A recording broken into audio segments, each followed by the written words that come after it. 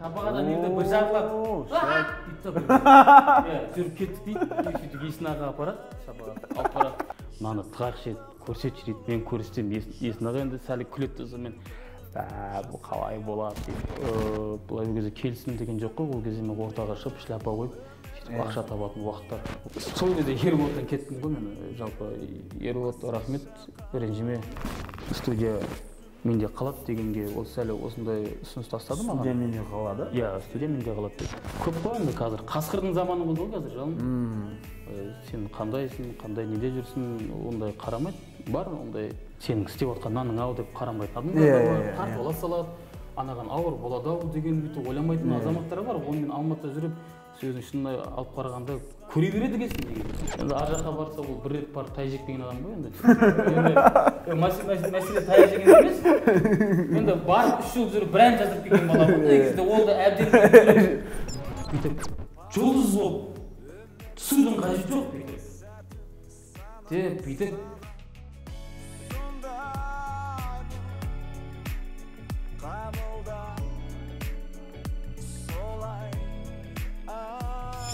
Қош көрдік, Айба, бауырым. Қош келдік. Айба дей берсем болады ғой. Айба дей берсем болады. Кім қалай атайды? Айбек деп атайтындар көп па, Айба деп атайтындар көп па? Енді көбіне қазақты Майкл Джексон деп атайды негізінде.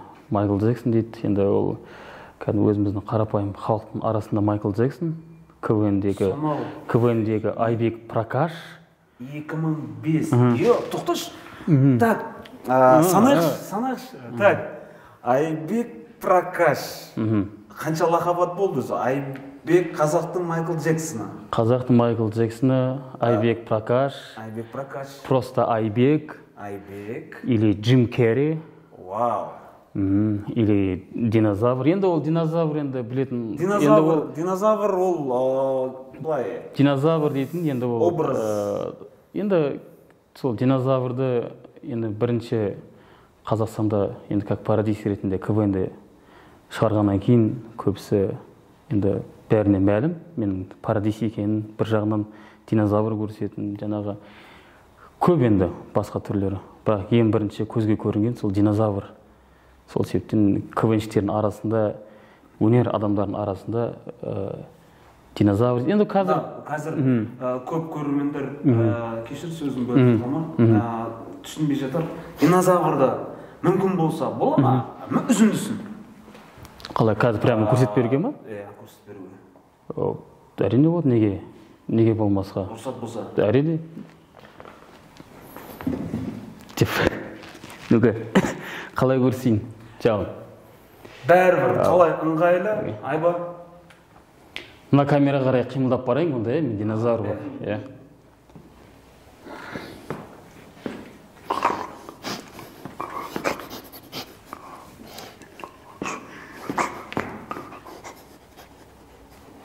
Енді бұл енді менің соншалықты бір зерттегенім ба, енді кішкентай кезімде 7-ші класс оқып жүрген кезде динозаврды қатты зерттегенім бар. Кәдімгідей Майкл Джексонды мен қалай зерттесем, сол сияқты мен динозаврды көрген кезде өзіме сондай бір сол уақыттағы, сол ғасырдағы жаңағы жануарларды енді бәрімізге қызық қой негізінде. Қазір көзбен көрмегеннен кейін сол кезде мен динозаврды көріп, жүрісін көріп, суретін салып, мен кәдімгідей зерттегем негізі динозаврды.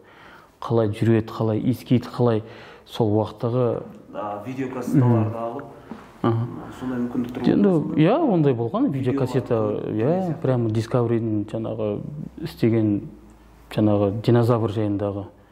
Соны кәдімгідей көріп, зерттеп. Динозавр бұл, қателеспесем, жайдарманда көз тимесінде алып шықтым бұл образды. Қалай? Иә.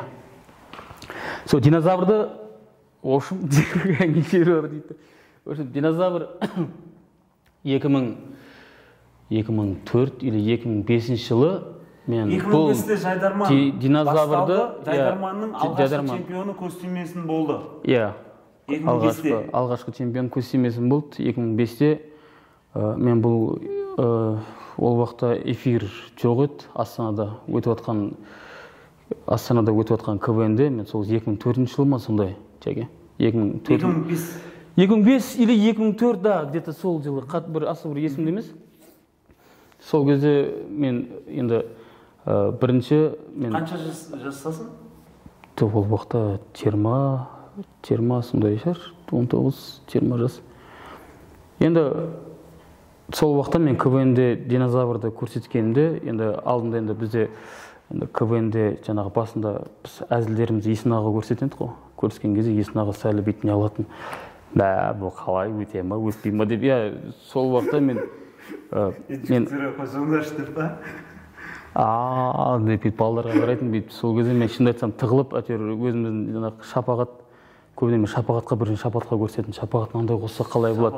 Шапағаттан өтсе?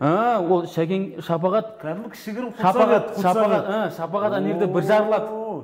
Дейді да бір кезде. Жүріп кеттік дейді. Сөйтіп Есін аға апарат, шапағат алып барат да сонымен шапағат және Есін аға апарды. Есін аға мынаны тығақ жет, көрсетші дейді. Мен көрсетем. Есін аға енді сәл күлетті сонымен. Бұл қалай болады дейді. Сонымен не керек? Біз Астанаға бардық.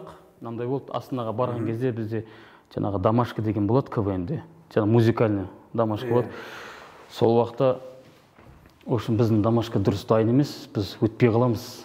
В общем дайындық барысында енді андай басында редактированный болады ғой. Сол кезде біз сахнаға шығып обязательно КВН жаңағы ойындарымызды көрсетеміз. Көз тимесін өтпей қалады.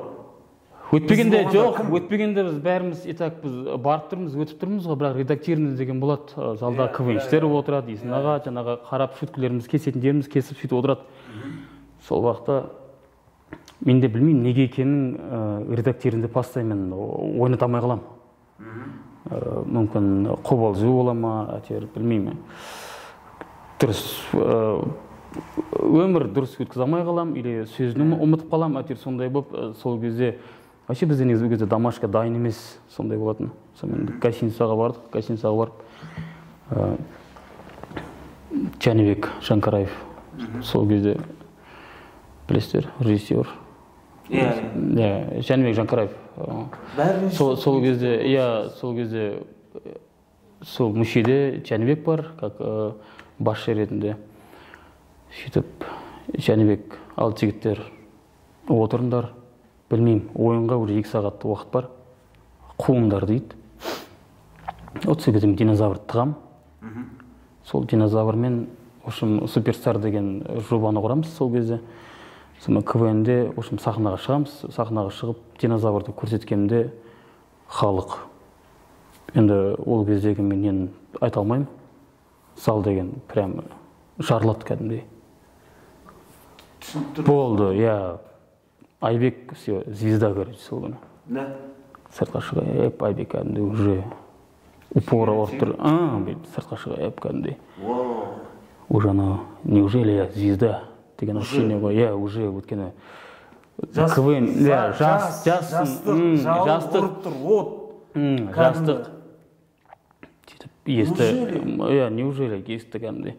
КВН бітеді, бәрі Айбек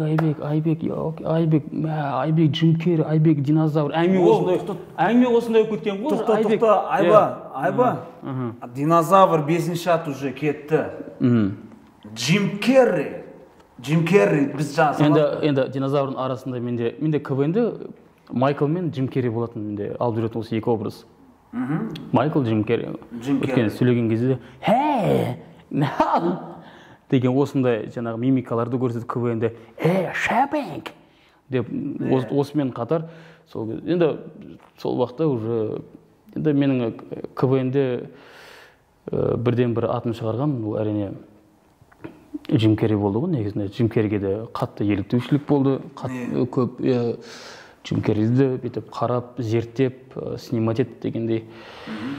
Сонымен сол сыртқа шығып бірінші рет қолға бір темекіні ұстап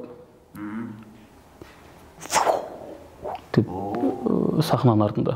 Жоқ, сахнаның дворецтің сыртында. Сол кезде Есін аға арқамды түртіп, балам не болды деп қарғай ма Есін аға? Не болып кеттің ба деп. Не болып қалды деп па? Не болып қалды деп. Так, содан кейін тоқтады ма, одан кейін жаңағы біз динозаврмен айтайын деп отқан бір динозавр созып кетті ғой. Одан кейін айба бір динозавр енді айба болды. Одан кейін динозавр Майкл енді көбісіне онсыз да мәлім. Майкл Джексон бірінші осыншама барлық атты көтеріп жүру өзі қалай ауыр емес па? Негізі ауыр дейді, жоқ. Ауыр дегенде неге енді қолынан келіп тұрса, егер мен өнерді жақсы көретін болсам, егер мен қолымнан келмеген нәрсені, мен жараспайтын нәрсені істейтін болсам, ол мүмкін ауыр болар ма еді. Сөйтіп көз тимесін Жайдарманнан кетіп Алматыға келдім. Осы 2000 қай жылдар Нұрлан мен Мұраттың қолында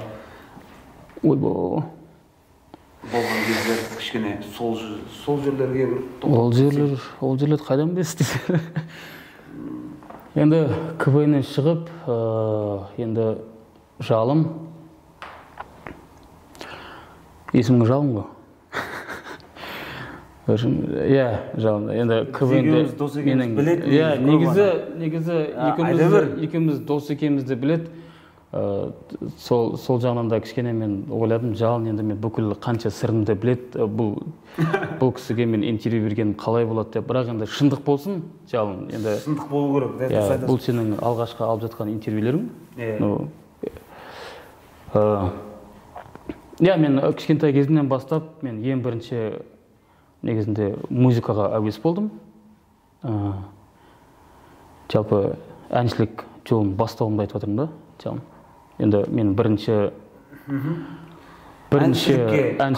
КВНнен әншілікке баста арманға аяқ басу. Алғашқы қадамдардың бірі осы Алматыға арман қуып, Нұрлан мен Мұраттан ұсыныс келді ма негізі бірінші? Жоқ, Нұрлан мен Мұраттан ұсыныс келген жоқ. Нұрлан мен Мұратқа мен өзім бардым. Нұрлан мен Мұрат, бірақ мен Нұрлан ағаға бардым. Іздеп бардым. Нұрлан ағам, енді мен Алматыға келдім, өзің айтқандай. Бір сумкамды арқалап, ішіне шляпамды салып, қара рубашкамды салып, Майкл Джексон билеп жүрген формаларымды салып, ақ нәскиді салып, тойдан, сол кезде тойдан бүйтіп, бұлай кезде келісім деген жоқ қой, ол кезде мен ортаға шығып, шляпа қойып, сөйтіп ақша табатын уақыттар ол кезде. Бірақ сол өнерді қуалап мен Алматыға келдім солай.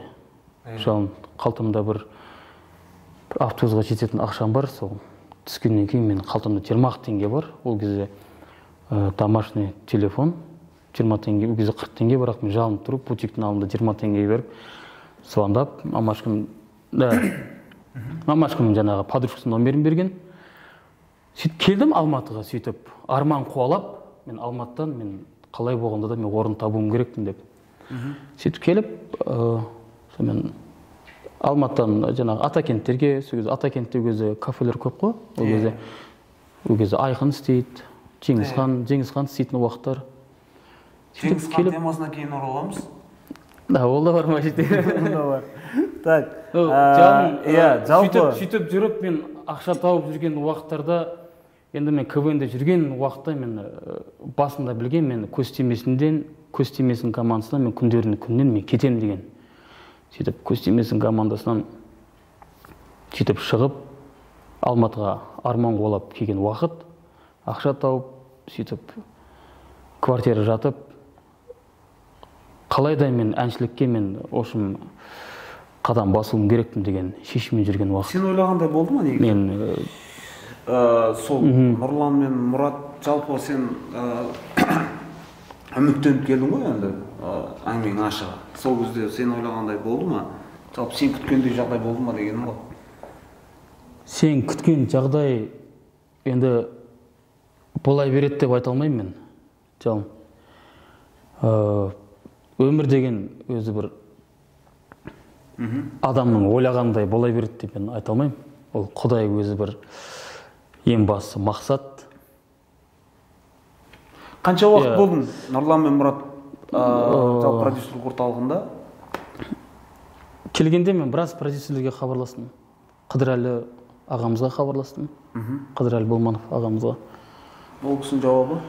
Ол кісі бір ай күтеді, сөйтіп бір апта күтеді, күтіп маған үлкен сахнаға шығу керек. Мен сахнаны аңсап тұрмын, сахнаға шыққым келіп жүр. Енді мен шығуым керекпін сахнаға. Мен экранның бетіне шығуым керекпін. Ол түсінікті нәрсе. Ол түсінікті нәрсе. Ол күтіп жүре алмайсың. Сен ұзақ уақыт біреуді аға деп барсаң, ағаға көңілі асқан. Мен біраз кісілермен енді через кого-то шықтым. Жаңағы продюсер кезінде тағы бір продюсер кісі бар еді ғой. Айқындардың продюсері болған. Ерік Тастанбеков? Да, сол кісіге шықтым. Ерік Тастанбеков. Тастанбеков, кешірім сұраймын. Ерік Тастанбеков. Ол кісілер, Қыдырәлі, енді ол кісі айтты, мен әзірге алмайын деді. Сразу, енді мен өзім шыққаным жоқ, мен сөйтіп Қыдырәлі ағамызға шықтым. Қандай өнерім айттым, осындай КВН-дегі жігітпін, осындай қазір бауырым, мен осындай ұшып бара жатырмын деді. Сөйтіп, общем, жолықпайтын болдық. Ол кісі балам ренжімеші, мен уақытым жоқ деді. Сөйтіп, өзім прямо Республика сарайына бардым. Сонда как раз барсам, Нұрлан мен Мұраттағы Нұрлан аға машинасынан шығып кетіп бара жатыр екен. Тура GTA-дағыдай болды ғой, короче. Нұрлан Нұрекең кетіп бара жатыр, артынан мен келе жатырмын. Бірақ Нұрлан аға деп бара қойғандай бір ыңғайсыз да. Артынан мен де лифтке барғанша артынан мен де бүйтіп жүріп келе бердім. Как будто бір жаңағы болады ғой, мен артынан шпиондар қосып мен де тік деп барып ол кісі лифтке кетті. Сосын барып Нұреке деп сосын барып енді кішкене не айтамын. Соған дейін байқамады ма сонда ол кісі? Жоқ, ол кісі бүйтіп өзі образдағы адам ғой, мынандай очкиі бар енді. Деп ол кісі қол былай ғой өзі. Деп кетті. Кісі мен артынан кішкене өсіп жүрдім енді. Жүріп сонымен лифтке келген екен бар, Республика сарайына кірді. Сонымен артынан мен де кішкене не айтамын, қалай енді кішкене қобалжып енді жассын ол кезде. Нұрлан аға дедім, мен осындай өнер адаммен есіме, қалайсың, жақсың ба? Қазір ойысқа қарай жүр деп ол кісі де сәл не қылып. Барып айттым, осындай өзім жаңағы сол кезде дискте өзім бір 5 әнді ма жазып алғам. Ол кезде Жаным-ау әні бар. Сол кісіге бердім. Ағанан көресіп, тыңдап көресіп деп. Сон билеймін осы осындай деп. Сонымен ол кісі қабылдады. Қабылдады. Сонымен жұмыс істедік, сөйтіп.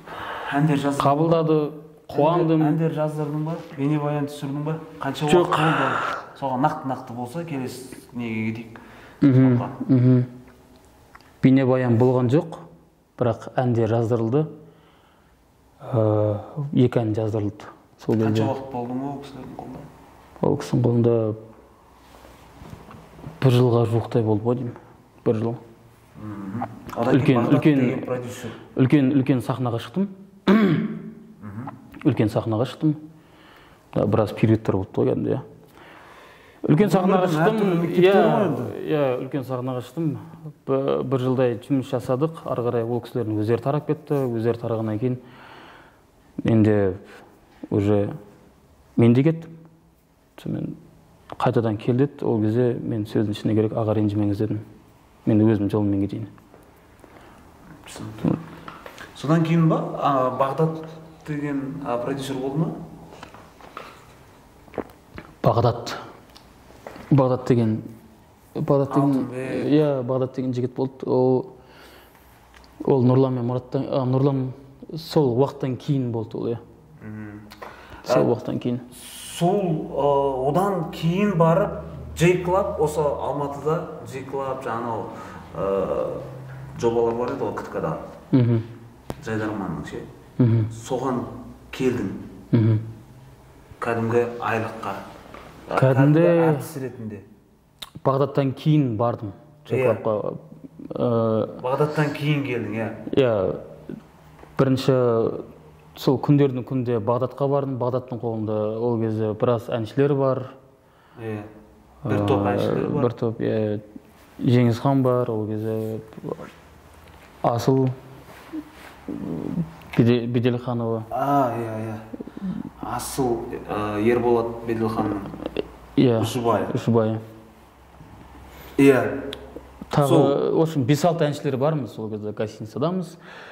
Ол процессте болды. Гостиницадамыз түсінбедім, гостиницадамыз. Жоқ, анда ол кезде біз гостиницада тұрдық, гостиница Қазақстанда тұрдық. Бізді сол жаққа жайғастырды, сонда тұрдық, жарты жылдай жұмыс жасадық, бірақ ешқандай мен процесс байқағаным жоқ.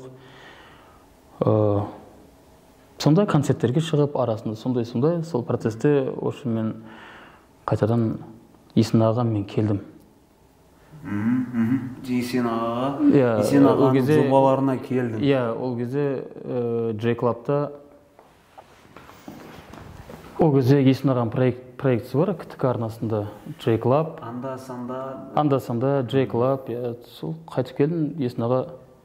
Сол үйге енді балдарға барып тұрасың ғой, барған кезде Есен аға айттым. Есен аға сөздің ашығы, енді доход жоқ. Жоқ, мәселе доходта емес. Ол жақ сөздің шынына келген кезде аса мен орнын табылмадым. Жоқ, негізі үлкен қалада, мысалы, сол кездерде былай ақша тауып тұрдың ба? Үлкен қалада тұрып жатсың, мысалы. Ол кезде былай... Жоқ, ол кезде менде тойлар көп болды. Ол кезде тойлар көп болды. J-Club'та жаңа балалардың квартирасына, келіп, сол кезде шешілді ғой J-Club'қа кіретінім. Есен аға айттым, Есен аға жоқ деген жоқ. Әрине, көрейік деп, сонымен айлық осындай да осындай, сонымен кірдік, жұмыс жасадық. Арасында фильм түсірдік, Аймалашы мені. Аймалашы мені, Шапағат главный рөлде ол кезде.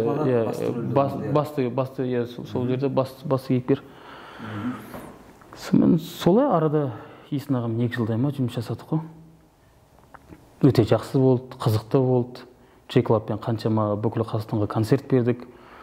Қайтадан сол көстемесіндегі сол кездегі нені қайтадан титул дейді ғой, сол кездегі қайтадан жалауды көтеріп, J-Club жабылды, КТК басшылық ауысты. Сөйтіп, не болды, не басталды? Анда-санда жаңа проектілердің бәрі жабылды. Сосын жабылғанда арада бір сондай болды, біз кетіп қалдық, Шапағат екеуміз бірдей кеттік. Есен аға сол уақытта басқа квенштермен ары қарай жүргізді, бірақ ары қарай мен уже шынымды айтсам мен өзімнің немен кеттім. Сол әншілік бақытты? Менде о бастан әншілік деген менде сигнал ішінде жанып тұрды, сол сигналмен мен қайтадан мысалы, енді содан кейін, J-Club'тан кейін ғой Ғалымжандармен танысқан орда, жалпы қалай жұмыс істеуге шақырды ма, сол кездер кішкене тарқатып айтып жіберсең. J-Club'тан кейін мен сол уақытта әрі қарай, мен Ерболатпен таныстым. Ерболат Беделханмен таныстым. Ерболат Беделхан, Ерболат, ол кісімен танысу жалпы себеп сол Майкл Джексон жаңа дүниеден кетті. Майкл Джексон, сол уақытта Майкл Джексонның концерті берілді. Сол уақытта Ерка ұйымдастырды, Ерболат. Сол кезде өзімді жаңағы жақсы қырымнан көрсеттім. Ол уақытқа дейін Ерболат мені танымайды екен, бірақ Есболат таниды. Сол айтып жүрген, осында Айбек деген талантты жігіт бар. Енді Ерболатты олар жаңағы жалпы орда тобы, енді ол кісілерде Майкл Джексонге қарап өскен. Сол себептен жаңағы Есболат солармен Майкл Джексонды билейтінді біледі. сөйтіп Ерболатқа жеткізген. Сөйтіп Ерболат мен сол уақытта сахнада выступать еткенімді көріп, Ерболат жалпы риза болды. Сөйтіп ұсыныс түсті. Айбек, жұмыс істейік, көрейік, қалай деп, сонымен жолығайық дейді, жолықтық, сөйлестік. Сонымен әрі қарай мен әрі қарай Айсамен таныстырдым. Осындай студия бар ма деді. Мен бар дедім. Осындай жас жігіт, Айса деген жігіт бар. Сол жаққа бардым, Ерболатты. Иә. Сөйтіп Айса екеуіңді алатын болып шешеді ме, қалай өзі? Сөйтіп Айсам да көреді, Айсам да талантын байқайды. Сонымен Ерболат мені басқаша форматта көреді. Осылай қылып істесем, мына жігітті былай қылып істесем деп жұмыс жасаймыз Ерболатпен. Тоже Ерболатпен де ұзаққа созылмайды, жарты жылдай. Не себеп? Сонымен мен дайын болмаған шығармын, жалын, сөздің шыны керек. Ол кезде мен дайын болған жоқпын. Арада бір-екі оның бәрін ақтарып бүйтіп айтпай қойын. Бірақ Ерболатқа рахмет. Мен Ерболатпен танысып, мен көп нәрсеге, мен сөздің шыны керек, өнерге деген, әншілік жолына деген, мен шынымды айтсам, ол кісі мен көзімді ашы деп айтуға болады. Сөйтіп мен Ерболат дедім. Ренжімесеңіз, мен кетейін дедім, болды. Әйтпесе біраз уақыт жүрдің астында. Иә, жарты жылда жүрдік. Ол кезде Айса бар. Бірақ ешнәрсе процесс болып жатқан жоқ. Ешқандай ол кезде жазбадыңдар, иә? Жоқ, ол кезде бір ән жаздық, Сұңқар қызы деген. Иә, Сержан Бақытжанның. Жоқ, Ерболатпен сол Сержан екеуі бірге. Сержан сөзін жазды, Ерка әнін шығарды. Керемет ән, оны әлі де орындаймын. Орбитада квартирада ма еді сол? Сол кезде орбитада, квартирада. Ғалымжан да сол жерде еді? Ғалымжан кинен қосылды, Ғалымжан. Сол жерлерде бір барған есімде. Сол Сержан да сол жерде, негізі алғашқы сол жерде танысқан.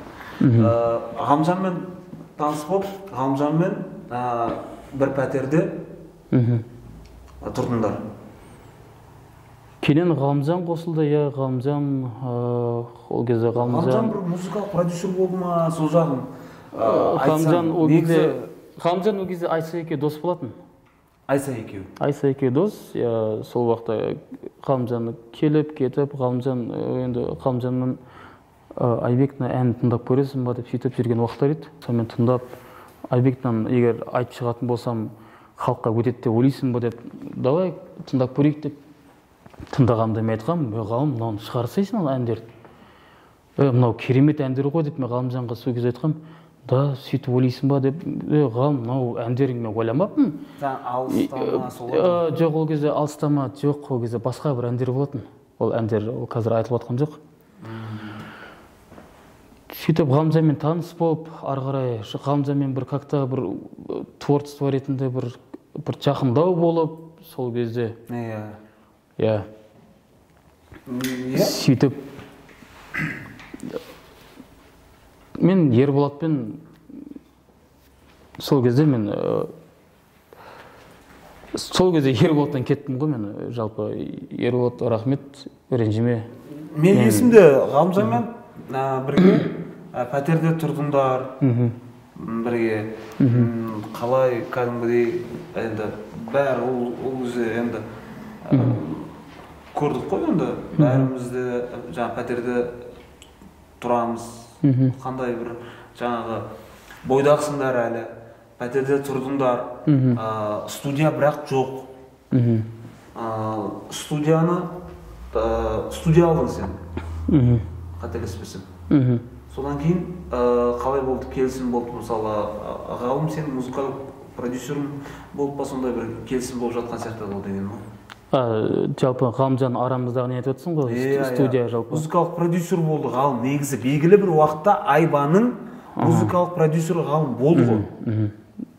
Әлі келісім ғана болды ма ол жай ғана? Жоқ, менің музыкальный продюсерім болды Ғалымжан.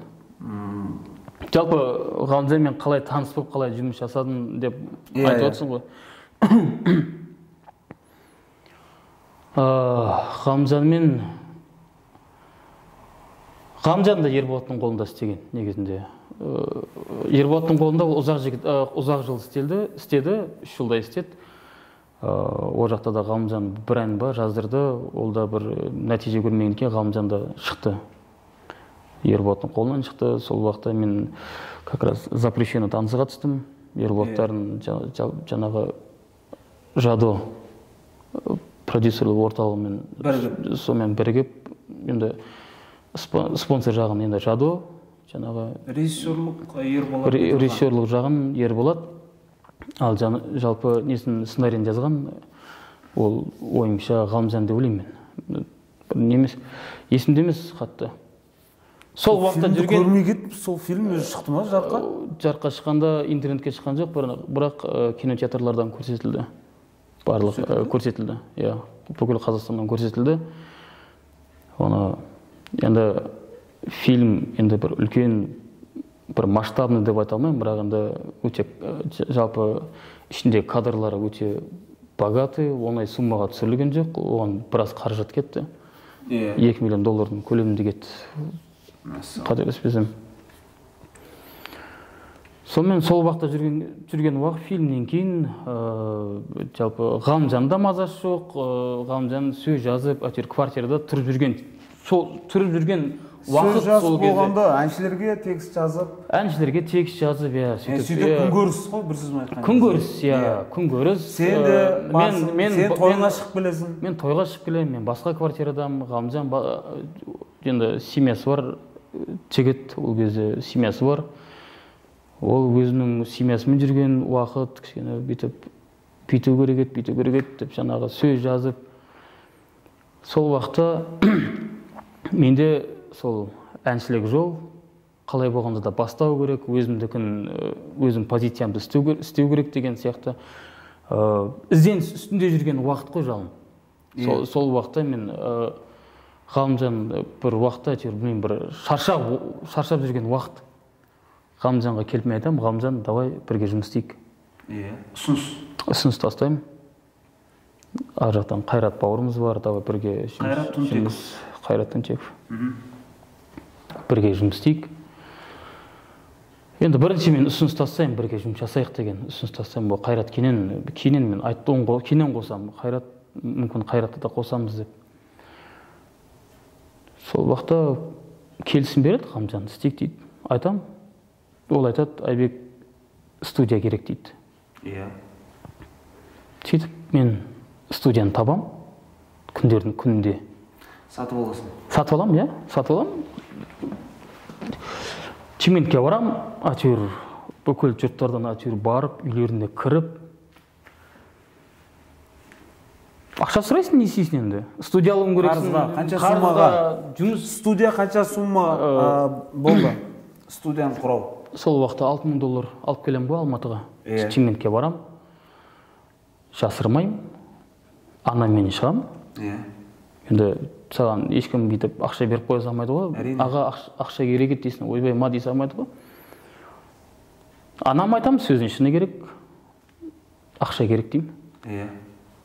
Сөйтіп сол кісімен Чиментке барамыз да, бір 4-5 үйге тапқанша, жиғанша бүйтіп, әйтеуір бүйтіп, әйтеуір Аллахтың қалауымен $6000 табам.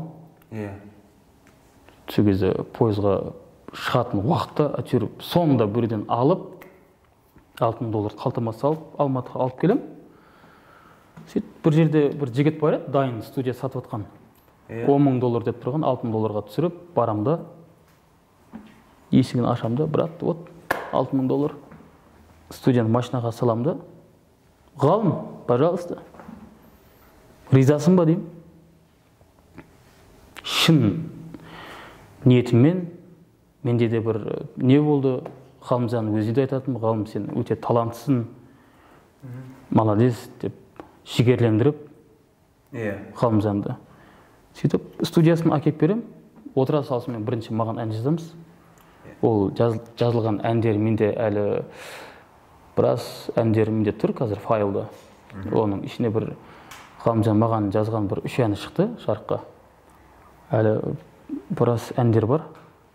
Сонымен солай жұмыс жасадық. Ғалымжанмен 3 жыл бірге жұмыс істедік. Бір жерде тұрып бір бункерде тұрып, бірге қара шай ішіп, бірге нан жеп, жер тамда тұрып, пәтерлер. Ол біз тұрған жерге жалынсай өзін келіп жүрдім. Сонымен 3-4 мәрте үйді ауыстырып. Студия тек қана жер там. Жер там ғой. Жері. Сол енді жаңағы студия келеді, ғалым музыкалық продюсер болады Айбаның. И Айбаға альбом жазып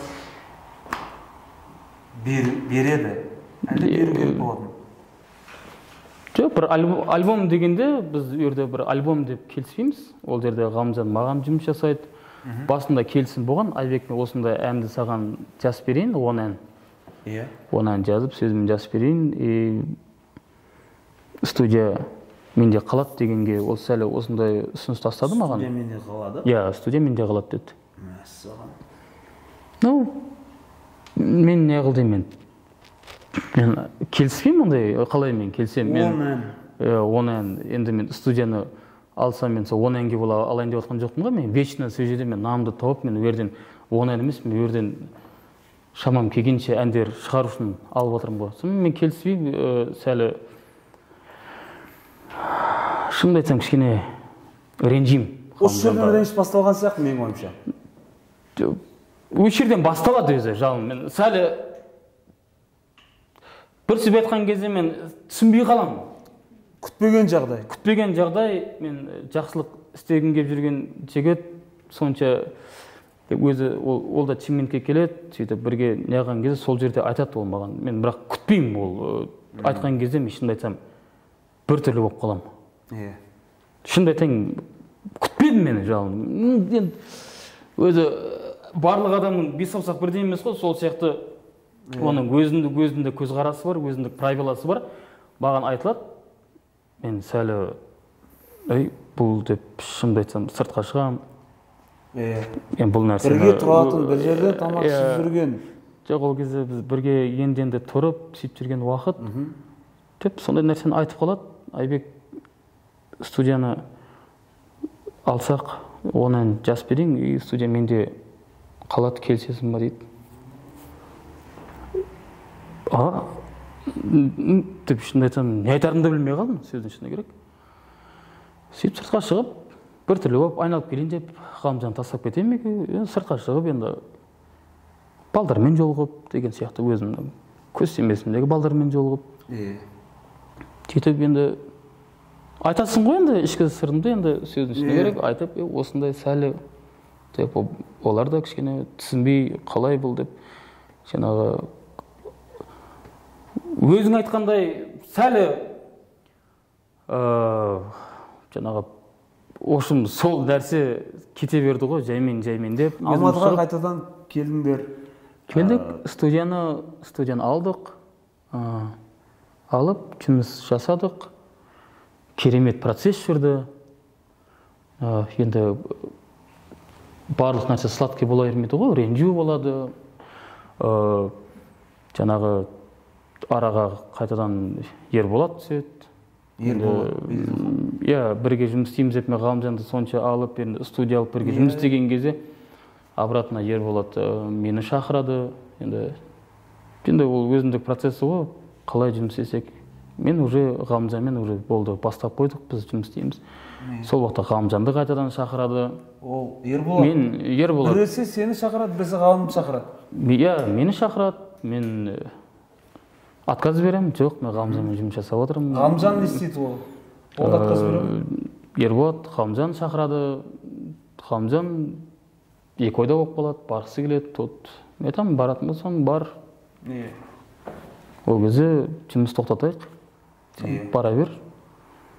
Деп. Ерболат мені шақырып тұрған кезде, давай 3 күннен кейін клип түсірейік деп тұрған жеріне мен отказ берем. Өткен мен жұмыс жасап отырмын бұл Ғалымжанмен. Жоқ, Ерболат ренжіме. Мен жұмыс жасап отырмын. Вот еді. Бірақ Ерболатпен өзімен сөйлеспеймін ол кезде, кешірім сұраймын. Ол кезде жаңағы Жанболат ағасы бар. Жанболат Белдіқан, мен шер айтады, Айбек ошын осындай отыр, қай әнге. Енді ол кісілер жақсы ұсыныспен келіп тұр ғой негізінде. Сөздің шынына келген кезде әдемі ұсыныспен келіп тұр да.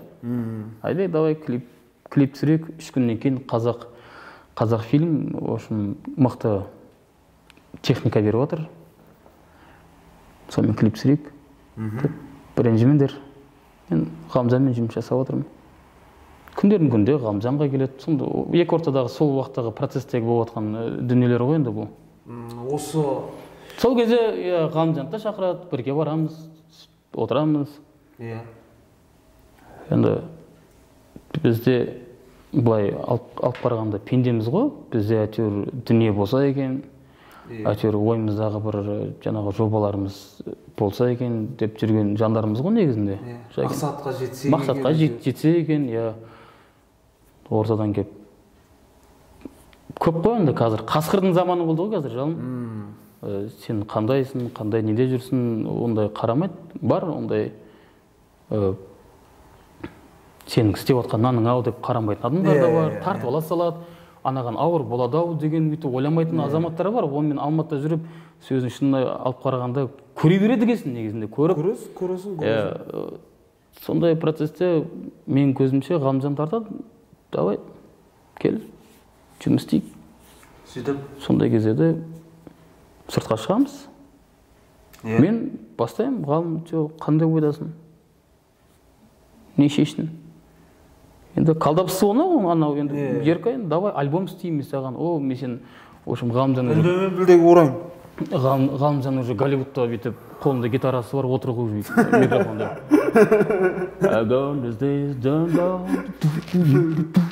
Зал бүйтіп ғой кәдімгі, шапалақ ұрып тұр ғой кәдімгі деген фантазияны жіберіп тастаған уже.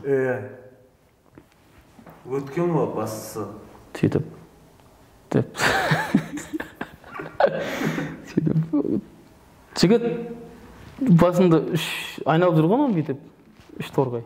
Көріп тұрмын ғой мен 3 торғайды. Не істейсің? Айбек, мен осы бек жаққа да үлгерем дейді ғой, көреді. Қой айналайын. Өтіп. Ол өзің істе деймін ғой, мен өзің істе, олай мен істемеймін. Барасың ба ертең сен қолың, сен уақытың болмайды, оған сен маған келіп, бүйтіп аяққа барып, мен жүргім келмейді. Ғалымжан қашан, Ғалымжан, анан қашан істейміз, Ғалымжан деп мен жүргім келмейді. Істеймін. Былай кетеле, былай жүр, былай. Сонымен ол былай қалды, короче. Кіммен? Менмен қалады ғой. Енді ар жаққа барса, ол бір рет барып тай жекпеген адам ғой енді.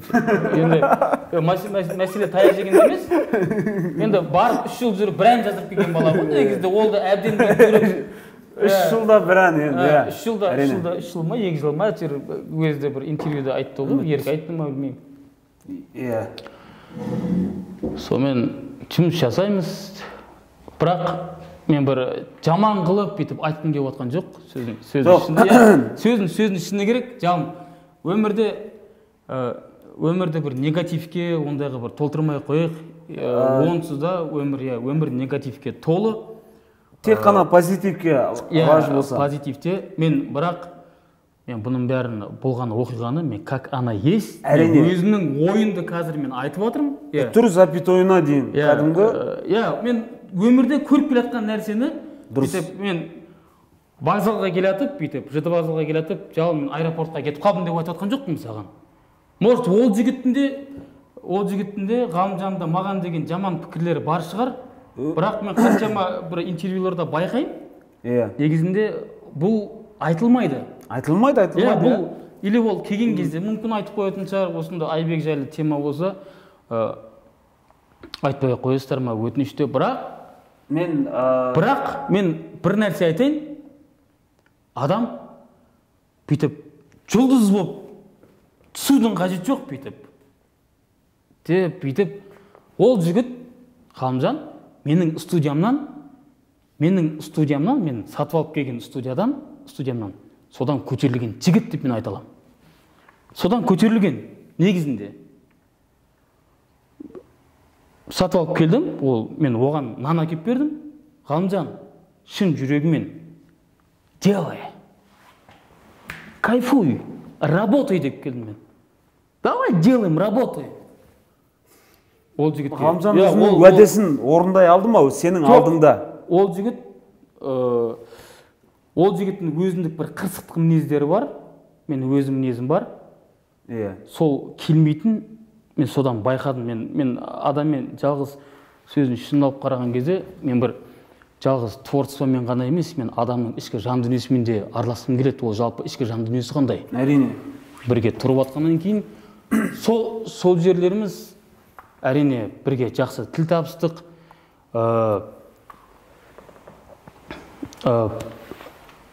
жақсы жұмыс жасадық. Мен одан қарап, сөзін шын алып қараған кезде, мен одан қарап, бұл жалпы, әрине, мен сол процестерде, сол процесте сәлі менде сөзін шын алып қараған кезде, менде бір қиындық, өмірде бір қиындық бір жағдайлар болып жүрді. Андай, бұл мынау неге, мынау қалай деген сияқты духовный жағынан да бір күресулер менде ішінде бір депрессия деп айтады ғой, депрессия. Сол менде ішімде волна жүрді. Кітаптар оқыдым, көп кітаптар оқыдым. Жаңағы енді бір сол уақыттағы мендегі бір сондай бір не шығар, енді сондай бір сәт қой, енді өмірдегі болмаған нәрсе. Бір сол кезде мен сондай бір процеске ұшырадым. Сол кездерде есімде бір кітаптар оқып, қайта-қайта жаңағы әртүрлі кітаптарды алып, сөйтіп оқып жүретін. Сол уақытта, әйтеуір есімде сол уақытта әйтеуір бүйтіп жүретін едім десе, бүйтіп қолыңа ұстап алып, бүйтіп. Жоқ, рас. Ол негізі адам өзі белгілі бір депрессия, жаңағы белгілі бір көңіл күйден шығу үшін ізденеді ғой, әртүрлі кітаптар бар, психология кітаптар бар. Дұрыс, жақсы. Сол Ғалымжан екеуің бір сөзмен айтқан кезде екі жаққа кеттіңдер ғой, тоқетер. 3 жыл жүрдік, ол маған әндер жазып берді. Мен бірақ Жәкен жақсы жағын айтып өтейін. Ол жігіт өте талантты. Ол жігіттің бірге тұрған кезде мен еңбек қорлығын көрдім. Сол кезде мен алдында, енді мен жаңағы айтып отырмын ғой, ішімде волна болатын деп. Мен волна, ол мен өз-өзімді іздеу. Мен Майкл Джексоннен, көбісі мен Майкл Джексон дейді. Мен жалпы өзімдік тұлғама көшу, сол процестегі, менде сол кездегі сол уақыт. Майкл Джексоннен шығу. Мен кіммін? Жалпы. Өз-өзіңді іздеп, мен өз-өзімді тану, мен кіммін? Енді алдында мен Майкл болып жүрдім. Майкл Джексон, жаңағы былай сол образда, двойник Майкл Джексон, қазақстанский Майкл Джексон, көбісі сол Майкл Джексон ретінде мені көргісі келеді. Ал сен тойларда мен мақтанам, мен соншалықты тойларға барған кезде Қазақстан Майкл Джексон деген өтініш айтпай қойсаңыздар деп, енді Айба, енді сөздің ішінде керек, қарапайым халыққа мен солай жақсы таныспын. Айба десе, мені көпшілік біле бермейді. Сол уақыттағы процесс, мен ойланып жүріп, Ғалымжан да бұл нәрсеге Ғалымжан өзі айтты, Айбек, сен өзіндік есіммен қалыптасуың дұрыс деп. Қалыптасқан дұрыс деп. Сол Айбек Байназар деген ат қойдық. Жоқ, Айбек фамилиямды қысқартып Байназар деп, сол уақытта Ғалымжанмен жұмыс істеп жүрген уақытта мен сол кезде бірінші сол уақытта шыққан репертуардан, жаңағы Ғалымжан репертуарынан маған жазған Дара деген әнді, таудағы клип, Қайратпен бірге, оттың жанында. Сол уақытта Дара деген әнді шығардық. Ол кезде Хит ТВ-дің орт тұрған кезі. Ол кезде клип. Ол кезде клипті әрен дегенде бүйтіп $6,000, сол уақытта $6,000 түсірдім ғой деймін. 7,000, жоқ, $8,000 кетті. Сол кезде клип түсіруге, Сол кезде не только клип түсіру, әшейін фото түсірудің өзі қымбат еді ғой. Ол кезде әйтеуір $100, $500. бүйтіп жүрген уақыт еді ғой деймін. Деп айтып біреу кішкентай фотоаппаратпен шығарып $5000 клип түсіріп кетеді еді ғой, білмеймін ғой. Біреуді көрсе таңғалай беретін заман еді ғой сол кезде. Енді ол не дейді ғой, қателеспеу үшін де қателесу керек дейді ғой адам. Дұрыс. Иә, енді мектеп дейді ғой, мектеп өмірдің мектебі. Дұрыс қой, ол енді әр нәрсенің өзінің еңбегі бар негізі жалын. Ол дара клипі өте жоғарғы сапада түсірілген клип негізінде. Азамат Дулатов сол кезде оператор болды. Азамат Дулатов, Ғалымжан сол әнді көздеді, давай осыған түсірейік. Мен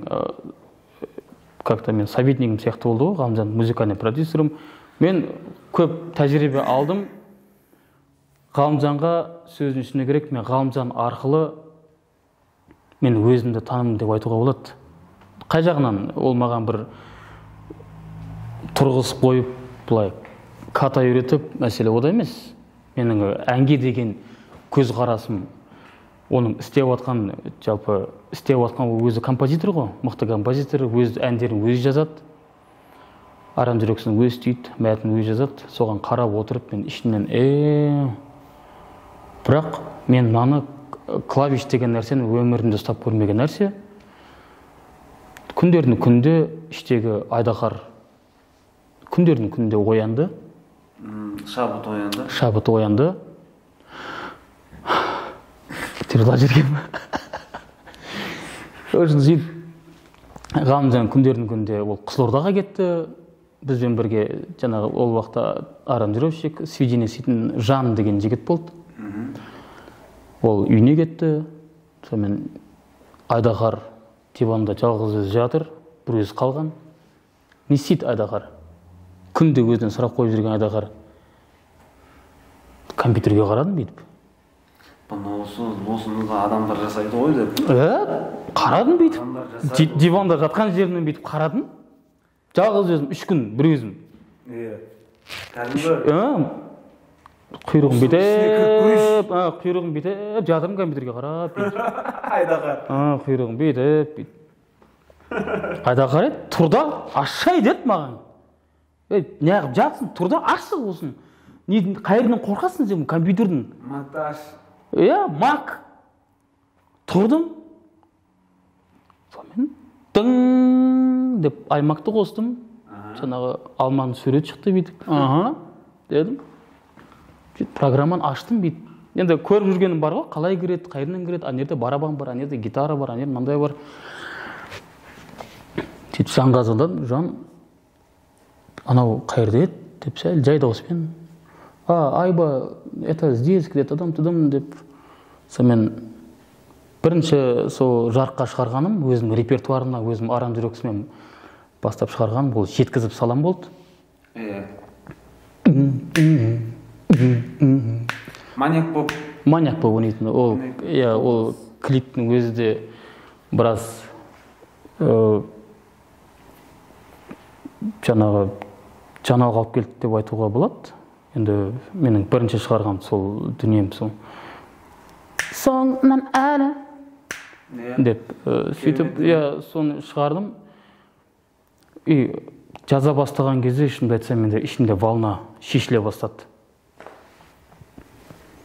Кәдімді ояна бастадым сөздің шынын айтқан кезде, кәдімді денем дірілдеп, дірілдемес, андай мурашки дейді ғой, сол прямо өзім қуандым бір кезде істеп отқаныма.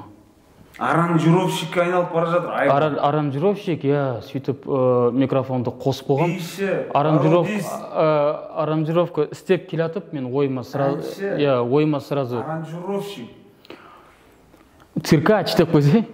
Еще сварщик дейді. Композитор. Аллаға шүкір деп айтайын. Бизнесмен. Енді қазір ораламыз соған. Так, Айба, негізі сынды қалай қабылдайсың? Тұрысынан қабылдаймын. Енді КВН кезде, енді жас кезде болатын. Бұлай кішкене мүмкін бұл да бір жаңағы Аллахтың бір дара жолға мүмкін салуы шығар. Енді сынай аласың ба Жасұлан? Иә. Мына жерде мен әрдайым өзімді сынап отыруға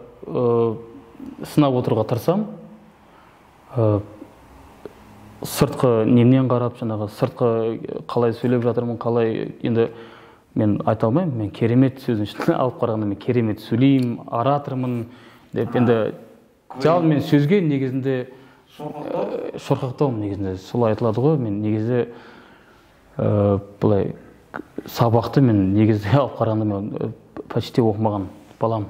Негізі сол уақыттан бастап сабаққа барсам да мен ойымда дайындық жүретін, КВН-ге тез кетіп қалсам, сабаққа барып дайындалсам, маған көбірек қызық сол жақ болатын. Иә, болды. Бір кірсем ба сабаққа, кірісіп кетем, 5-ке оқып, жаман оқыдым деп айта алмаймын. КВН-де жолдас балалар баяғыда айтатында естіп қалатын ғой, жаңағы Жеңісхан деп жатырмыз ғой. Пәтерде отқан кезде Жеңісханды міндетті түрде Айба айтатын дейді. Жеңісхан сияқты билеп те бере алам, әнін айтып та бере алам деп, ылғи соны айтып отыратын дейді. Ол қалай, сонда стимул болды ма Жеңісхан, қалай ол? Былай. Жаңағы сізде квартирада отқан кезде дейді. Баяғыда, баяғының әңгімесі. Енді баяғыда жалын КВН-де пик дейміз ғой енді. Қанат деген бүйтіп жерде салбырап жүрген уақыт қой енді ол кезде мен. Сол кезде енді қайқа барасың енді, квартираға барасың ғой, балдар болып барасың, жастар, отырасың дейміз. Сол кезде біз хит ТВ-ді қосып қоямыз. Ол кезде Жеңісханның клипі орып ататын кездер ғой енді. Қандай клиптер болады еді? Балалар ішіп атады. Болса да. Енді это само собой ғой енді. Пиво тұрады, саңғыр-сыңғыр. Hey, you get life! деп жүрген уақыттар ғой. Негізі. Сол кезде хит ТВ қосылып тұрады. Сол кезде мен отырып, мен критиковать етіп отыратын. Постоянно, неғып мынандай, мен бұны бір сөз айтқан кезде мен бұны жыртып тастаймын, мен бұны бүйтіп тастаймын, мен бұны, в общем, тек өйстіп отыратын мен. Мынау қандай клип деп мен. Енді сол уақытта мен өзімнің ойым ғой енді, балдар айтып отыратын, бірінші өзің шығарып алсай деп. Мен ол кезде әншілікке әлі дұрыс қадам баспаған уақыт. Сол кезде күнде сөзін шын алып қараған кезде мен өзім ойлана бастадым. Мен өйстіп сырттарынан пікір айта бермей, мен бірінші өзім қадам басайын да деп сөздің ішіне керек, сондай ой келді маған. Сөйтіп қадам бастық әншілікке. Өте дұрыс. Сол мысалы ұзақ уақыттар өтіп отыр ғой. Мысалы 2005-тен бастадық та мына жаққа жаңа Алматыға дейін пәленбай жылдар өтті ғой. Мысалы кешегі күнге дейін да мысалы Қазақстанда не өзгерді? Ол кездегі Қазақстанда бөлек еді ғой. Мысалы тыңдармандар бөлек, мысалы көрермендер бөлек. Сені мысалы биші ретінде қабылдайтындар да бар, әнші ретінде қабылдайтындар бар да енді. Сол өзіңнің көзқарасың, сенің пікірің.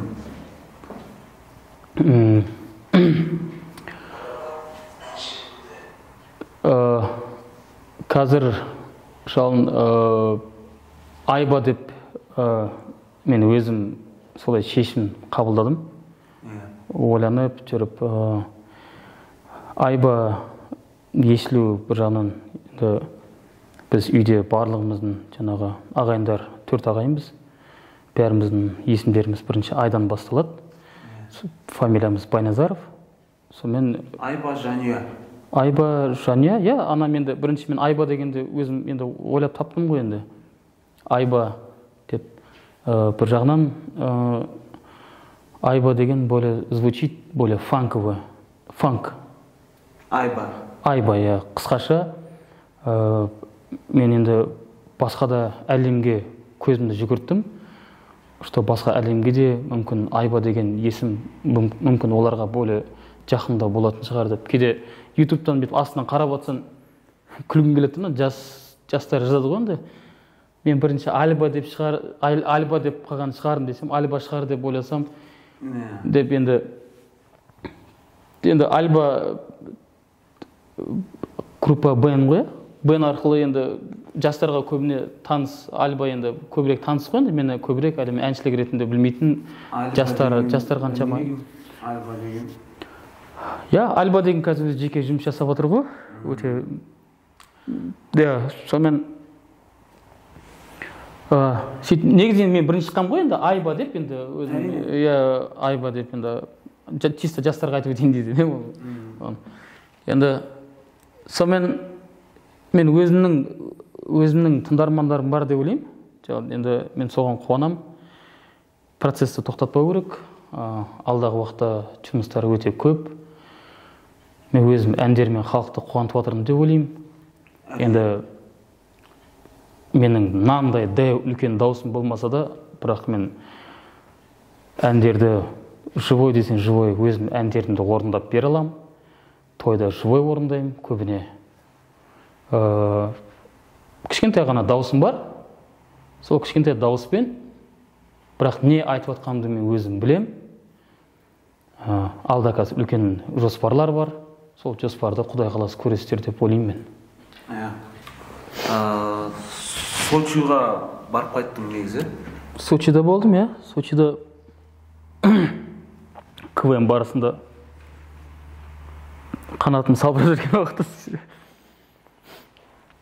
Енді Сочиға Есін аға сол балдардың ішінде іріктеп мен алды, мен таңдады. Сол кезде бір трагедия болды, әжер бармайтындай болып, әжер бармайын деп үйге барып настроение болмай жүрген уақытта.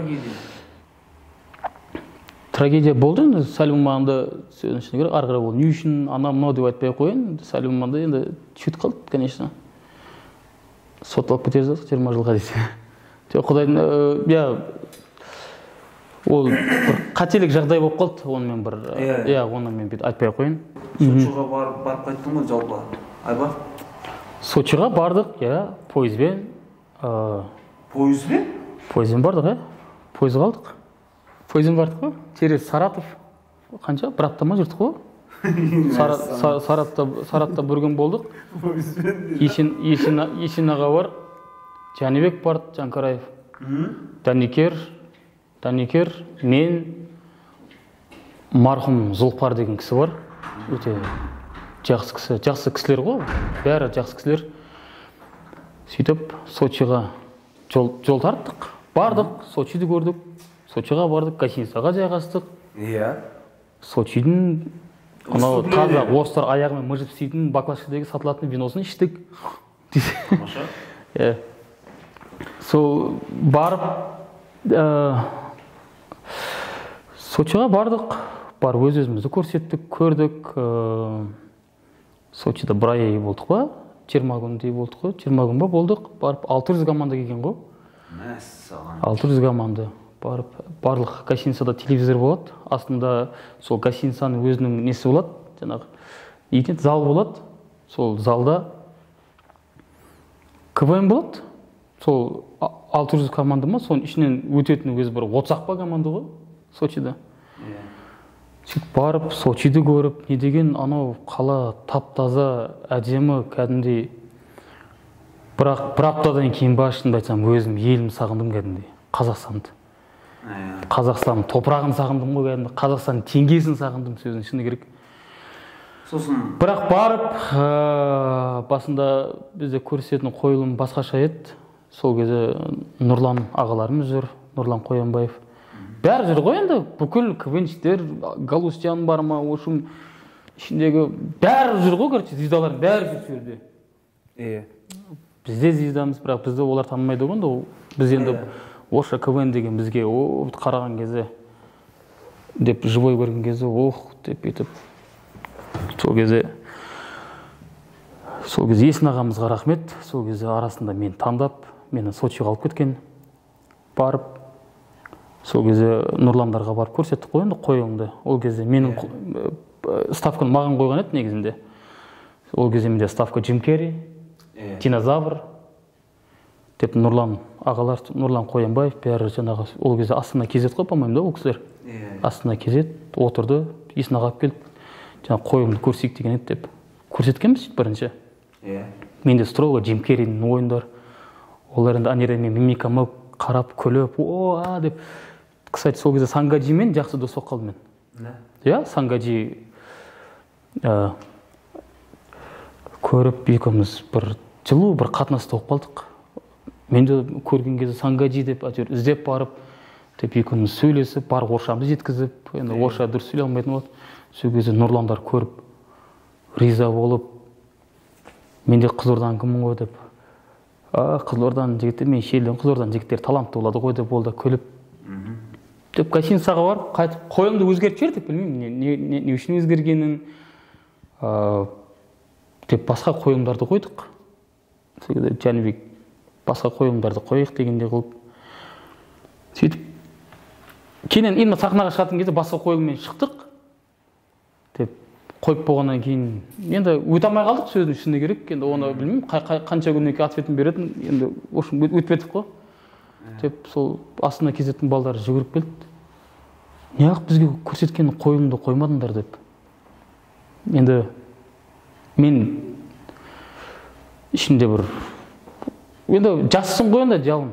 Жассың, менде уверенность сөздің шынын алып қараған кезде мен ананы көрсеткенде мен мынандай миссиямен жүрмін ғой, мен орыстардың бәрін қазір құлатамын деген сияқты. Мен өзім талантымен, өзім өнерімен мен қазір бәрін таңғалдырамын. Уверенность. Енді көресің ғой, орысша КВНдерді көресің, енді КВНді біраз сол армияға кіргеннен кейін сен дайындаласың ғой, так. Орыстардың КВН көресің, уже ананы көресің. Уже сен іздене бастайсың уже. Сол кезде мен сондай бір атакамен барғам негізінде, барып, қаяқтан?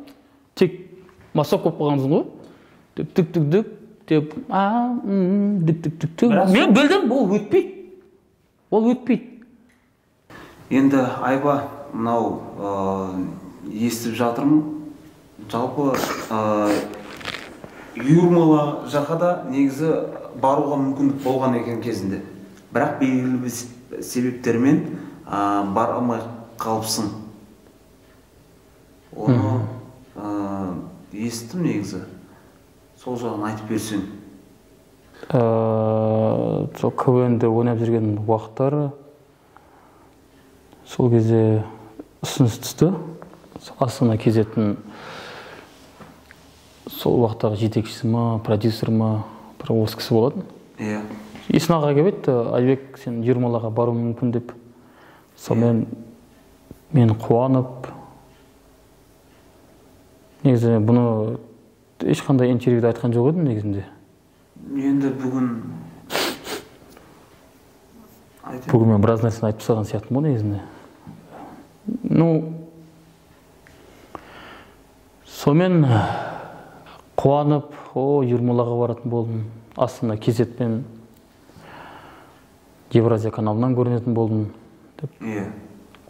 Енді ол уақытта үйде отырып, каждый жаңағы демалыс уақытында Евразиядан жаңағы КВН. Масляковтың КВН көріп жүрген адамдар енді үлкен мәртебе болды. Үлкен мәртебе, сонымен бір қуанып, сонымен есін аға, Айбек паспортын дайында, жақында кетесің деді. Деп мен паспортын бер жүргем уже. Қай жаққа? Астанаға? Астанаға, алдын ала виза істейді, дайындайды, не қылады. Қуанып жүресің ғой, қуанасың ғой, барайын деп отырмын, Латвияға барайын деп отырмын. Латвия еліне, Майклды көрсететін болдым, Джим Керриді көрсететін болдым, бәрін көрсететін болдым. Енді білмеймін ғой, олар ол кісілер маған қандай образ беретін. Сонымен қуанышымда шек жоқ, шығарылып.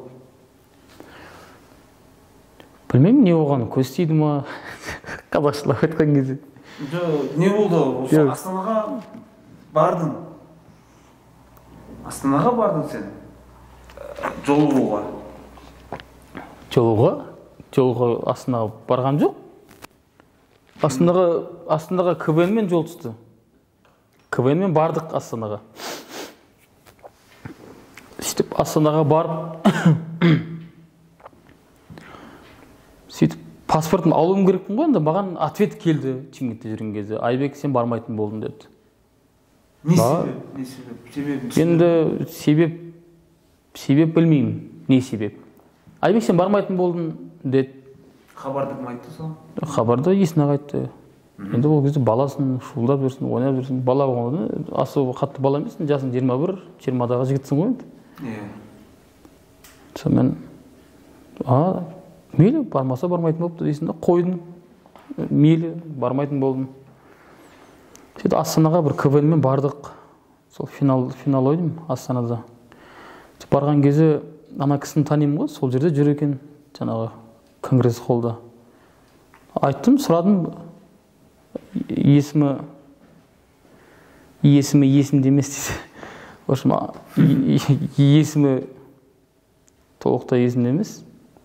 Барып сұрадым, кабинетіне кіргізіп болды. Отырды. Енді ол кезде орысша шала түсінесің ғой. Айтты, не жетіспейді, естіп жатырмын. Анаң ауырып қапты, сен өнерді қойыпсың. Деп. Анаң ауырып қапты. Сондай информация енді. Барған болсын да? Сондай информация. Жалған ақпарат. Жалған ақпарат келген ғой енді ол кісіге. Маған басқа ақпарат, ол жаққа басқа ақпарат келген. Енді соған қарағанда мүмкін мен жіберсеген келмеген шығар, мүмкін ойлаған шығар мен жіберсем, ол бұл жігіт Жайдармандағы жолдастардан барған өсіп кететін шығар деп қорққан шығар мүмкін. Енді әр нәрсенің өзінің жобасы бар ғой, негізінде мүмкін Есін аға тәрбиелеп шығарғаннан кейін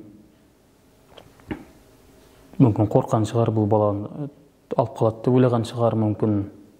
Енді ұстай алмай қаламыз деп ойлаған шығар. Ұстай алмай қаламыз, бұл жігіт кетеді, ошым, болды деп енді сондай ақпарат Астанаға барған. Сонымен осындай виза істедік, қанша ақша кетті, гостиница орнап қойдық. Енді билет бәрін алып қойған. Мәссаған. Деп қараған бармайды деп кнопканы баса салған ғой, короче. Атымен, короче, Айбек бармайды. Сөйтіп мен оны дұрыс түсінбей тұрмын ғой, еще оны толықтай түсініп тұрғаным жоқ. Паспортын сатып ал деді. Не үшін сатып аламын деп, мен әлі де дұрыс түсінбей. Сөйтіп шығып, Бағдат деген жігіт бар еді, соған айттым. Өтініш паспортымды алып берші деп, оның связьдары бар, таниды бәрін, кірді. Айбек ма деп берді паспортымды. Сөйтіп КВН жоқ, түсіндірген жоқ. Не деп түсіндіреді? Сен есесі алып қалды ама деп айтпайды ғой. Оны өзім түсіндім.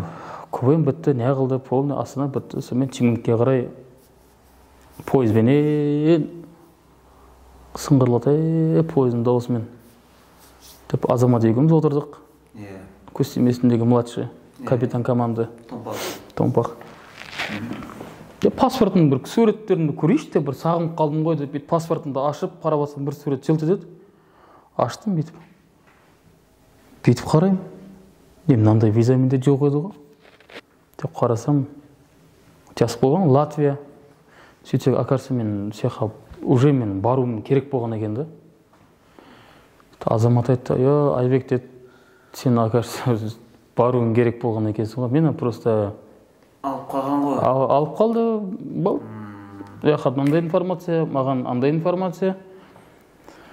Сонымен ошым сөйтіп ұшып жүрген басаны жерге қойды. Жағдай әрине. Бірақ енді ол солай мүмкін болу керек болған шығар, мүмкін жайын жаңағы шыққан жеріне түкірме дейді ғой. Шыққан құдығынға дей ма? Бұл түкіру емес шығар. Негізі бірақ енді мен бір өте біреуге бір не салғым кеп, онда айтқым кеп тұрған жоқ. Бірақ мен қатты ренжідім сол кезде, шынымды айтсам. Қатты ренжігенде де неге соншалықты енді ол жай әшейін бүйтіп қоя салайын десең, мейлі деп қоя салайын десең, қазір мүмкін сондай шығар, бірақ ол уақытта мен соншалықты доказ еткім келді, сол орыс еліне менің мықты екенімді, сондай бір өзім өнерімді, жалпы мәселе мықтыда емес, мен өзім өнерімді көрсеткім келді. Ну, андай ситуациядан кейін адам жаман қатты бір ренжиді екенсің, андай бір өзің әлі періштесің ғой, енді періште неге соншалықты адам баласы неге соншалықты өйтіп алдауға болады екен деп қалдым мен кәдімгідей. Егер контрактпен шақырып жатса, мен түсінер едім. Енді ол жақта мен ары қарай ситуацияны білмейді екенмін. Ол ары қарай ол енді есен ағамыз, енді ол кісі біледі ғой, ол қандай әңгіме, оны толкын білмеймін, бірақ мен сол жақта болуым керек болған екен. Болды. Түсінікті. Айба, қазір қанша ақшаң бар жалпы? Неге сол инвасында сұрақ қойсар, соншалықты қызық па негізінде? Қанша ақшаң бар?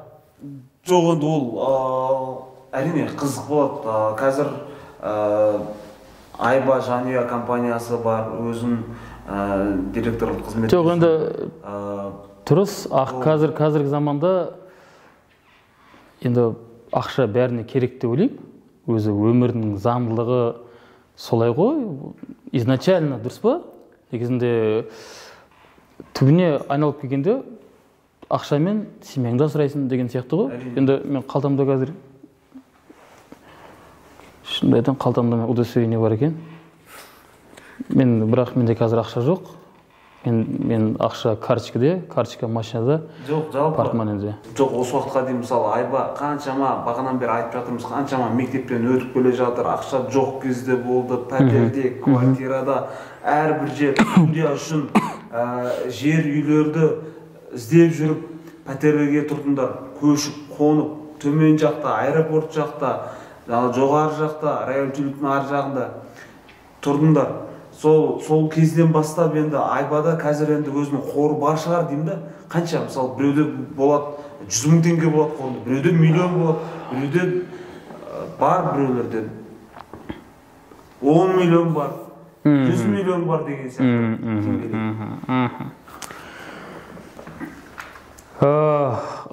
Шынымды айтайын, осы уақытқа дейін ақшаны жинамаппын мен. Білмеймін неге екенін бұлай жинап,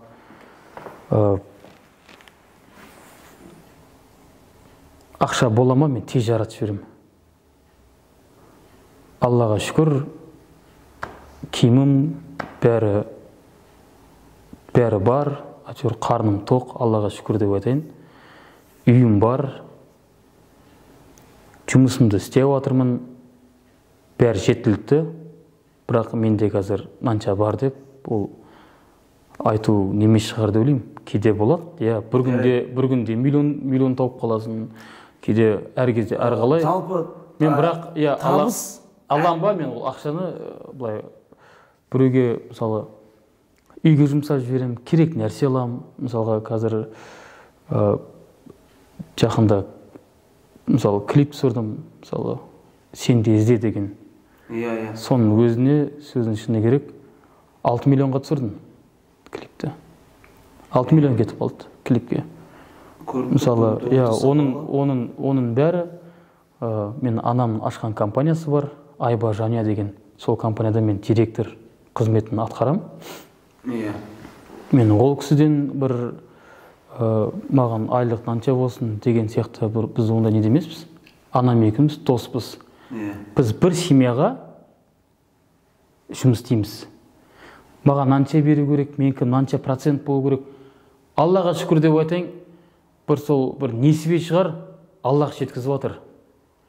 Біреуді алдап, бір бәле қылып, Құдай сақтасын, қалай жүрегім, қалай дейді, қайсы ақ, қайсы қара ажырата білем.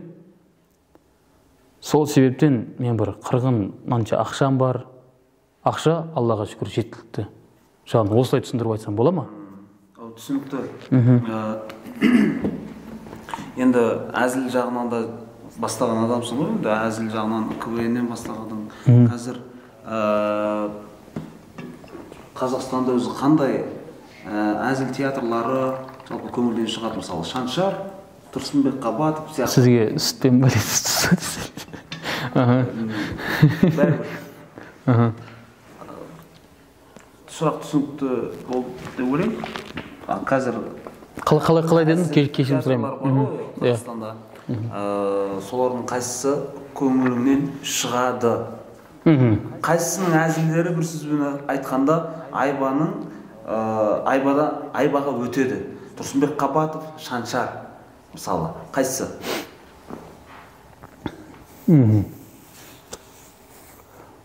Қайсысы более анығырақ дейсің ғой? Маған өтеді. Әртүрлі ғой енді. Иә. Маған сөздің шынында келген кезде әрине өзім нағашым Уәлибек ағамның Уәкеңнің ойнағаны маған өзіме қатты ұнайды. Мен кішкентай кезімнен даже көріп, ол жаққа да бір көз жүгіртіп қайтқан кездері болды. Оны айту керек. Шаншар театрына Айба әртіс ретінде кіргісі келді. Мен ба? Жоқ, ондай болмаған. Мені шақырған, мен бірақ барған жоқпын. Сол себептен Уәлибек ағаммен сәл реніш болды сол кезде. Айбек сонда біздің Шаншарда менсінбей ма деген сияқты мен өзіме де айтқан, сен бізді менсінбейсің ба деп. Мен де ондай ойда емес.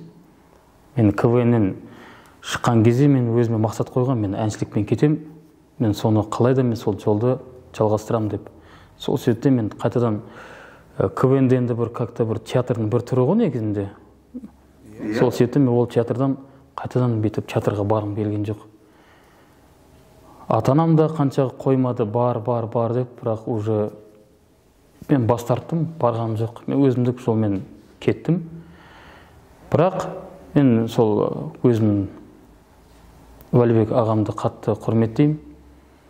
Әрине ол кісінің қасында жүрген Жүсіп ағамды қатты құрметтеймін. Мықты ойыншы, мықты ойнайды, майын таңғызып ойнайды. Сонымен қатар Тұрсынбек мықты ойнайды. Бірақ КВН кезде мен шынымды айтсам Тұрсынбектің әзілдеріне аса қатты бүйтіп қызыға бермейтін. Маған бір ащы көрінетін, білмеймін неге екен. Қазірде мықты ғой, Тұрсынбек сөздің шынына керек. Мықты ғой, мен Тұрсынбекті жаңағы еңбекқорлығын барлығын мен признавать етемін. Но особо қатты маған андай бүйтіп сөздің шын алып қараған кезде маған аса бүйтіп өте қоймайды. Мен как она есть айтатын да, мен оны сахнаға шығып бүйтіп қызық, мен бірақ қатты бүйтіп Нұржан ағамды мен действительно күлем. Тукаға мен действительно образына, жалпы шеберлігі былай жалпы ұнайды маған. Нұржан ұнайды. Тука. Соңғы рет Айба қандай ақымақ тірлік істедің? Соңғы рет. Ақымақ тірлік енді жалын кейде істемеймін дейсің ғой, бірақ бір өзіндігінден емес, бір как-то ақымақ тірлік қалай айтуға болады? Ол ақымақ тірлік кейбір істер болады, ақымақтық істеп қоясың, кейде айтпайтын жерде. Енді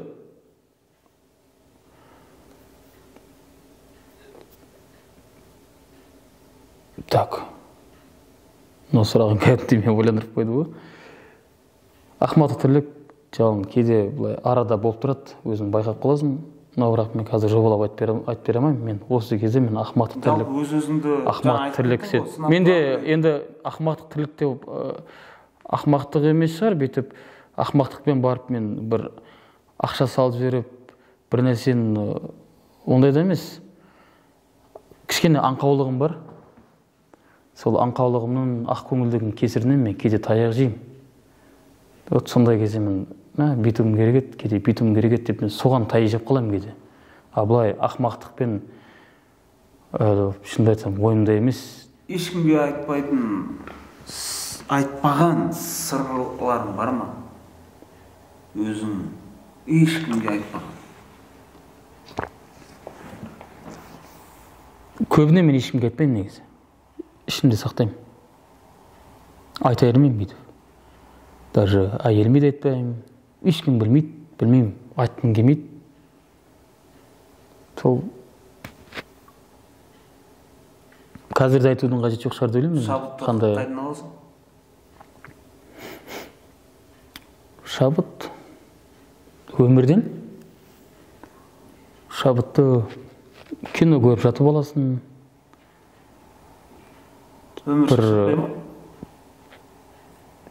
Кейде болады, шаршайсың. Қандай кезде шаршайсың? Көп жұмыс істеп, неғылған кезде кешке қарай шаршай бастайсың. Бірақ шаршадым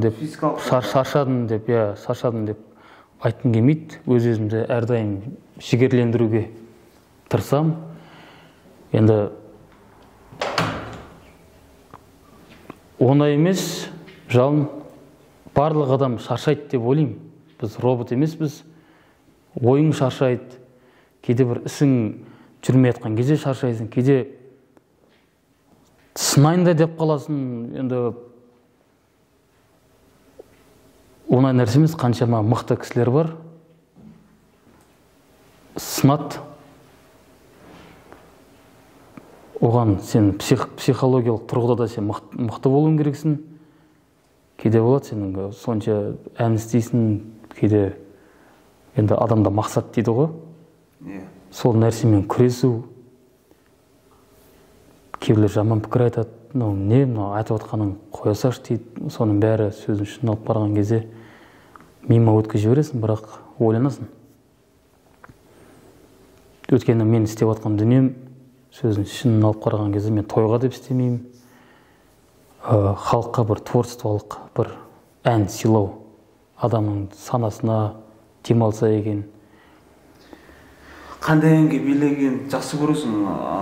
Көпшілік жерде жалпы. Барлық әнге билей беремін жалын. Барлық әнге билей беремін. Қазір енді қандай маған ұнайтын әрине бірінші мен Майкл болса, ары қарай көп болады. Джеймс Браун, мысалы фанк. Тағы көп қой. Қазір көңіл-күй қандай биді айтып тұр? Қазір түнгі сағат 2 болды. Бірақ любой уақытта Альбек билешесе билей беремін мен. Сол қандай би? Қазір Майкл, әлде Джеймс Браун? Ұстазы ма, шәкірті ма дегесің? Ұстазы ғой. Джеймс Браун. Джеймс Браун? Майкл Джексон ұстазы ғой. Жоқ, оны білем ғой. Сол қайсысына? Ұстазына или шәкіртіне деп тұрсың ғой. Енді ұстазынан бастайық, енді шәкіртін енді көпшілік.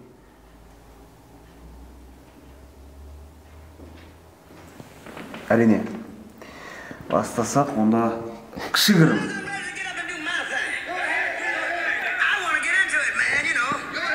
Бұған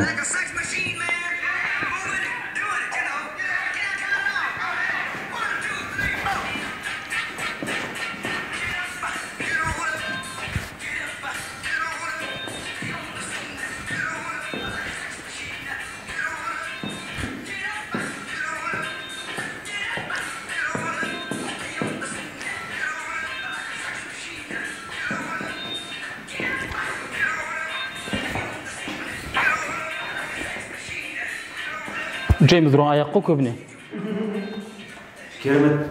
Қысқа ғана. Рахмет. Айба, бауырым, бүгінгі ашық сұхбат үшін өте керемет болды. Сіздерге рахмет. Тек қана творчестволық табыс, денге саулық тіледім. Осындай емен жарқын әңгімелер көп болсын. Рахмет жалын. Бәрі үшін рахмет. Сіздерге де іске сәт, Құдай қаласа. Әрине. Рахмет. Мен ойлаймын, енді шынайы интервью болды деп ойлаймын. Бірақ көп нәрсені айтпайын деген едім. Іштегі бір сұрақтар болғаннан кейін сол себептен рахмет. осындай сұрақ осындай жауап болды короче. Әрине. Саған Барлық рахмет. жауаптар үшін өте көп рахмет. Деп бағана музыканы қойып жүрсе, get up деген қойып жүрсе осындай кезде. Кейде шығып осындай көңіл күймен жүрейікші.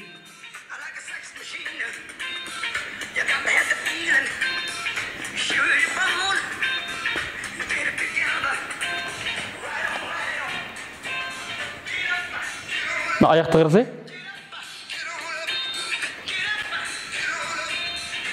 Жакен, от души, брат, давай.